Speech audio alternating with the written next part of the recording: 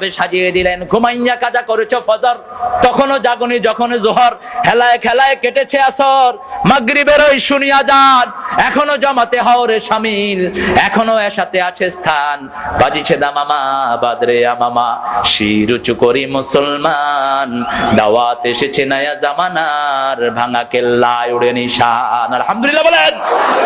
আমাদের জীবন হলো নামাজ। জীবন আগে না নামাজ আগে? কে বলেছেন? কে বলেছেন?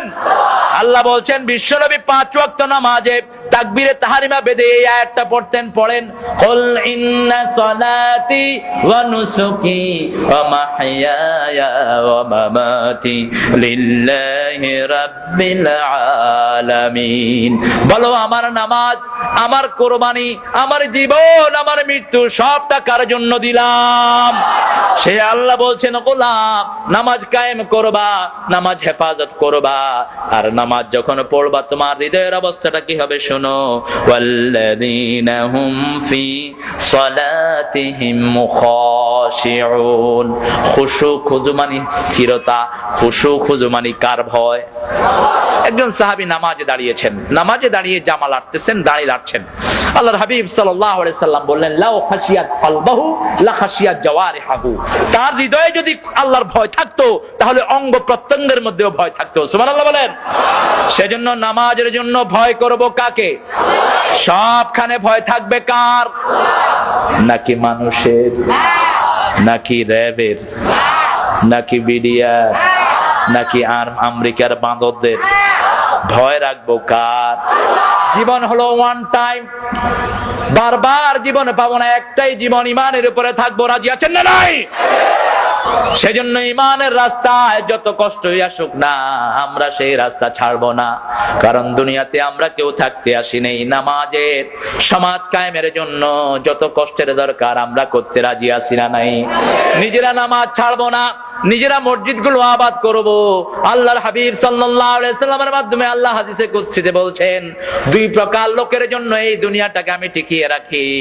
এক হলো আমিরুনাল মাসাজিদ, আর দ্বিতীয় হলো মুস্তাগফিরিনা বিল আসহার, যারা মসজিদকে আবাদ করে আর যারা শেষ রাতে তাহাজ্জুদের সময় উঠে গুনগুন করে গুনার জন্য আল্লাহর কাছে কাঁদে। আল্লাহ এই 2 দলের মধ্যে আমাদেরকে শামিল করে দেন।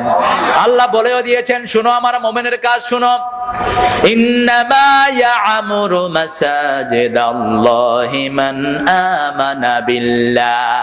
যারা ঈমান এনেছে তারা মসজিদ আবাদ করবে। কে বলছেন? মসজিদের জন্য আমাদের মহব্বত আছে না নাই?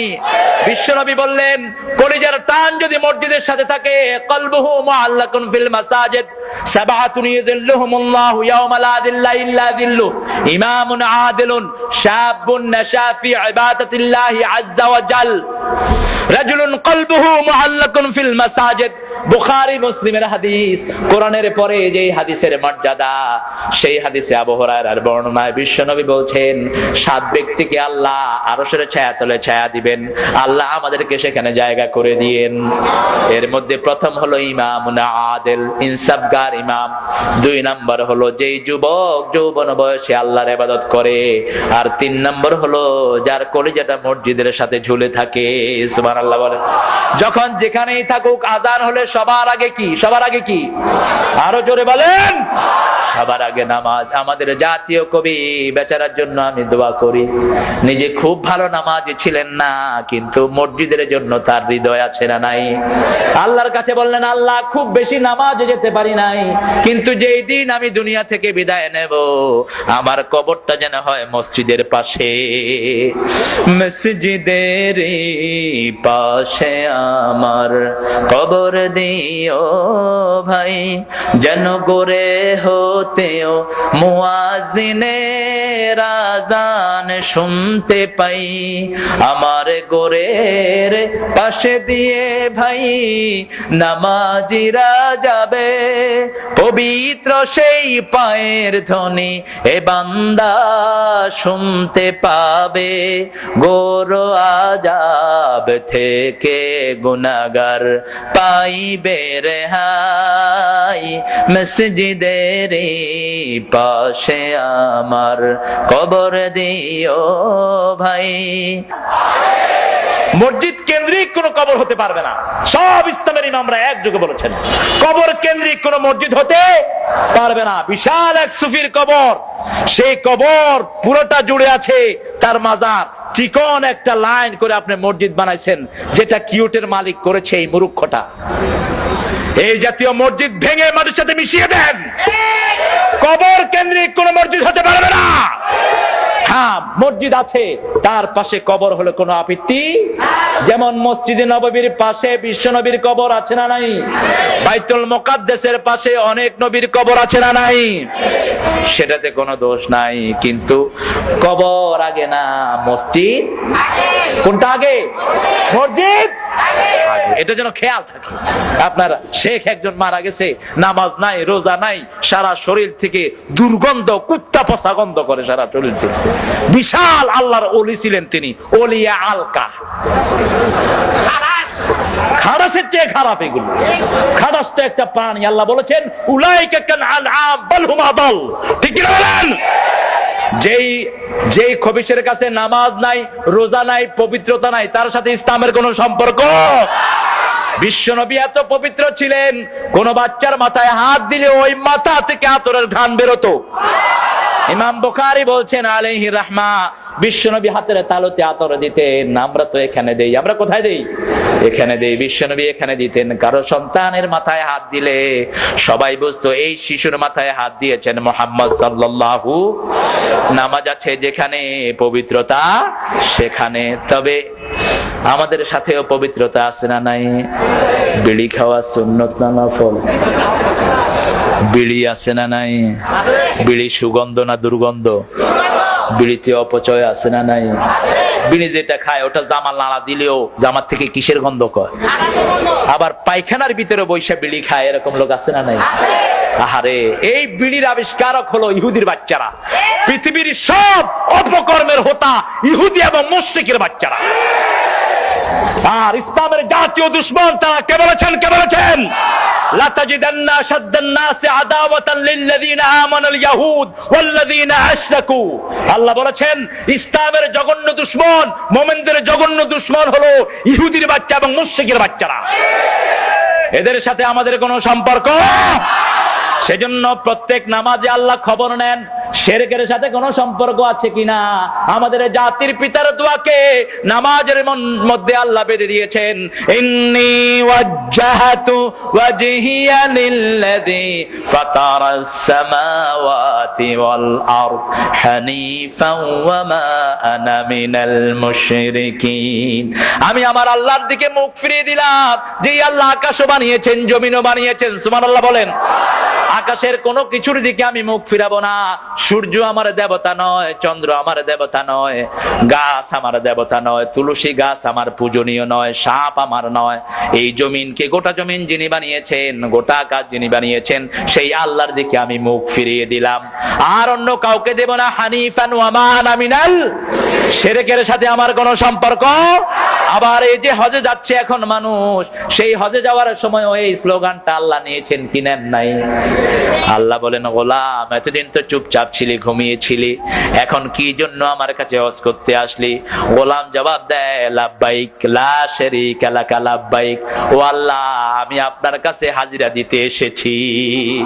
এতদিন ভালো নামাজি ছিলাম না, কোরআনের দলে ছিলাম না, ইসলামের ভিতরে ছিলাম না, নাস্তিক মুরতাদদের পিছনে দৌড়ে দৌড়ে জীবন নষ্ট করেছি। আল্লাহ, আমি এখন বুঝেছি, এখন আমি আমার জীবনে সাদা মাটা কাফনের কাপড় গায়ে দিয়ে আমি হাজিরা দেওয়ার জন্য এসেছি। আগে যত কোটি লোক মুসলমান ছিল, এখন বাড়ছে না কমছে?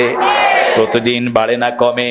সেজন্য ঈমান আছে যেখানে সফলতা সেখানে, নামাজ আছে যেখানে সফলতা সেখানে। যার কাছে নামাজ নাই তার সাথে নবীর কোনো সম্পর্ক, আল্লাহর কোনো সম্পর্ক। অনেক লোক আছে আমাদের সমাজে কয়, হুজুর নামাজ পড়ি না কিন্তু ঈমান খুব মজবুত। আছে না নাই? তো তোর বুকের হাড্ডির নাম কি ঈমান নাকি? তুই যদি ঘুষা দিয়া বুক ফাড়ায়ও ফালাস, তোর তো ঈমান থাকলো না। তোমাকে নামাজ পড়তে হবে। আমার নবী বলেছেন 5 ওয়াক্ত নামাজ যারা জামাতে পড়ে, ফাস্তাশহাদু বিল ঈমান, তাদেরকে মুমিনের সার্টিফিকেট দিয়ে দাও। আবার আল্লাহ বলেছেন বহু নামাজি আছে তাদের নামাজগুলো আল্লাহর দরবারে পৌঁছে না, নামাজ পড়তে যায় কিন্তু তারা সেখানে অভিশাপ নিয়ে বাড়ি ফিরে আসে না নাই? ফাওয়াইলুল লিল, পড়েন, ফাওয়াইলুল লিল মুসাল্লিন আল্লাযীনা হুম আন সালাতিহিম সাহুন আল্লাযীনা হুম ইউরাউনা ওয়া ইয়ামনাউনাল মাউন। ওই মুসল্লিদের জন্য অভিশাপ কে বলছেন? আরো জোরে বলেন, কে বলছেন? যারা নামাজের ব্যাপারে উদাসীন, নামাজ পড়ে কি পড়ে জানে না, নামাজ পড়ে সমাজে সে আরেক বেনমাজি নেতার পিছনে চলে আসে না নাই? নামাজ পড়ে ঠিক কিন্তু সুদের আন্দোলন করে, আছে না নাই? নামাজ পড়ে ঠিক কিন্তু সুদী ব্যবসায়ী করে। আল্লাহ রাব্বুল আলামিন বলেছেন তোমরা যদি মুমিন হতা কখনোই সুদী ব্যবসা করতে না, ঠিক না বে ঠিক? সেজন্য আমার আল্লাহ রাব্বুল আলামিন বলছেন গোলাম যারা নামাজ পড়বে না এরা প্রথম জাহান্নামী হবে। কার কথা? কার কথা? يتساءلون عن المجرمين ما سلككم في سقر لم نك من المصلين ولم نك نطعم المسكين। কার কথা? মুসলিমদের ব্যাপারে প্রশ্ন এসেছে, আল্লাহ বলবেন কোরআনের ভিতরে শিখিয়ে দিয়েছেন জান্নাতীরা যখন বলবে ও ভাইয়েরা তুই তো বড় ব্যবসায়ী ছিলি, তুই তো বড় নেতা ছিলি, আজকে জাহান্নামী হলি কেন? সাথে সাথে সে বলবে এমন দল করেছি নেতাও বেনমাজি আমিও ছিলাম বেনমাজি, এমন দল করেছি যেই দলে নামাজের কোনো কর্মসূচি ছিল না, ঠিক না বে ঠিক? যেই দলে মিসকিনকে খাওয়ানোর কোনো সিস্টেম ছিল না। কারণ নামাজ আছে যেখানে খাওয়া দাওয়া, যেই মাসে নামাজ বেশি খাওয়া দাওয়া বেশি না কম? কোন মাস? আরো জোরে বলেন, খাওয়া বেশি না কম? আমি এক হুজুরকে নিয়ে না ইফতারি করছিলাম, ফট করে উঠছে। বললাম হুজুর কি হয়েছে? কয় পাজামা রশি ছিঁড়ে গেছে। বললাম ভাই আর খায়েন না? কয় হুজুর অর্ধেকও খাইনি। বললাম খান খান খান। আরেক জায়গায় দেখি একজনে বাইগুনি খাচ্ছে আর চুলকাচ্ছে। বললাম বেগুনি খেলে ভাই চুলকালি বাড়ে? কয় খাইতেও মজা চুলকাইতেও মজা। রমজানের কি মজা, সুবহানাল্লাহ বলেন। এই মজা দিয়েছেন কে? রমজানের মতো যদি সারা বছর নামাজ পড়তেন, সারা বছর আপনার ঘর আপনার বাড়িকে আল্লাহ বরকত দিয়ে ভরে দিতেন। মক্কা মদিনার বদনামি আমরা করি, অনেকেই করে, কিন্তু মক্কা মদিনার মতো ইসলাম কিয়ামত পর্যন্ত কোথাও আসবে না। মক্কা মদিনার লোকেরা সুযোগ পেলেই নামাজে দাঁড়ায়, সুবহানাল্লাহ বলেন। আমার নবী যখনই একটু কষ্ট অনুভব করতেন নামাজে দাঁড়িয়ে যেতেন আর বলতেন আমার উম্মতেরা সল্লু কামা রাআইতুমুনি উসাল্লি, আমি যেইভাবে নামাজ পড়েছি আমার মতো নামাজ পড়ো। কেউ যদি বিশ্ব নবীর তরিকা অনুযায়ী নামাজ জীবনে কোন রোগ তাকে স্পর্শ করবে না, সুবহানাল্লাহ বলেন। নামাজের ভিতরে সব রোগের ঔষধ আছে না নাই? একটু ভালো করে নামাজ পড়ে দেখেন। 2 রাকাত নামাজ পড়েছেন আমার নবী, সারা রাত কাটিয়ে দিয়েছেন। মা আয়েশা বলছেন আমি বিশ্বনবীকে একসাথে আমরা দুজন শুলাম, একটু পরে দেখি বিশ্বনবী আর বিছানায় নাই, তাকিয়ে দেখি তিনি কোথাও নাই। এরপরে দেখলাম তিনি ওযু করে এসে নামাজে দাঁড়িয়েছেন। আমি শুনতে লাগলাম বিশ্বনবীর তেলাওয়াত, এত সুন্দর তেলাওয়াত আল্লাহর জমিনে আর কারো হবে না। আমার নবী যখন তেলাওয়াত করতেন কাফেররা এসে বাড়ির চারপাশে ঘিরে থাকতো। সেজন্য আমার নবী বলতেন সুর করে যারা সুন্দর করে কোরআন পড়ে না এরা কখনো আমার উম্মত হতে পারবে না। কোরআনের মজাই হলো তেলাওয়াত। কোরআনের মজা কি? এই যে রমজান মাসে 70-80 লক্ষ লোকের জামাত হয় মদিনা এবং মক্কায়, তেলাওয়াত শুরু হয়, হাজার হাজার লোক গুনগুন করে কাঁদতে থাকে। কোরআনের এমন মজা যে বুঝলো না তেলাওয়াতের মজা তার কাছে নামাজও মজা লাগবে না, কারণ নামাজের প্রাণই হলো তেলাওয়াত, সুবহানাল্লাহ বলেন। বিশ্বনবী তেলাওয়াত শুরু করলেন, করতে করতে সূরা বাকারা শেষ করলেন।